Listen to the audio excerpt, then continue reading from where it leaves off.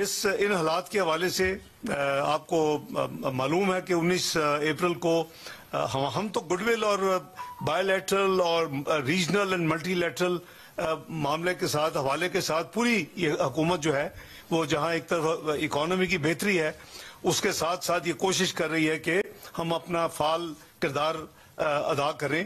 ہم you N security council کے unprecedented majority کے ساتھ پچھلی دفعہ ایک ووٹ کے ساتھ 2012 میں الیکٹ ہوئے تھے. اس دفعہ 182 ووٹ ورسز 5 کے ساتھ الیکٹ ہوئے اور یہ ہمارا 20-25 20-26 دونوں سال کی ہماری ممبرشپ ہے. تو ہم بڑے احتیاط کے ساتھ اپنی ذمہ داریاں جو ڈپلومیٹک ہیں وہ اس کو ادا کر رہے ہیں اور ہماری جو ٹینیور ہے وہ 31 نومبر 2026 تک ہے.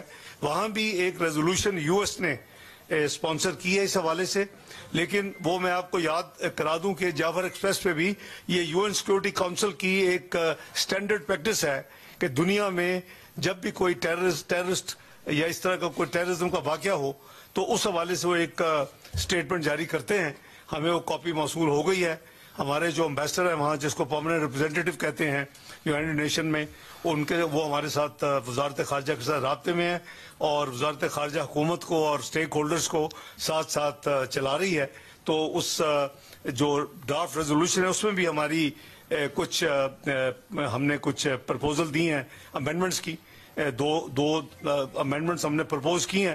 وہ جیسے پروگرس ہوگی آپ کو وہ ہم کریں گے. لیکن ٹو بی فیئر کہ جعفر ایکسپریس یا ماضی کے جو جتنے بھی واقعات ایسے ہیں وہ یو این سیکورٹی کونسل وہ ایک ملٹی لیٹرل فورم ہے.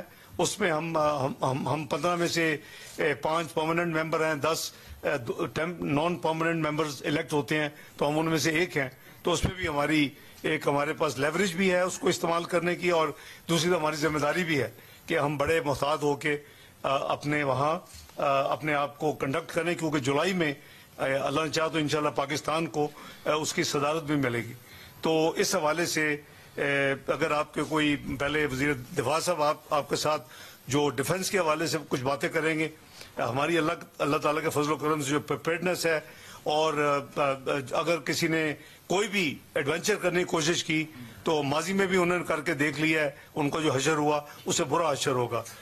وزیر دفاع صاحب آپ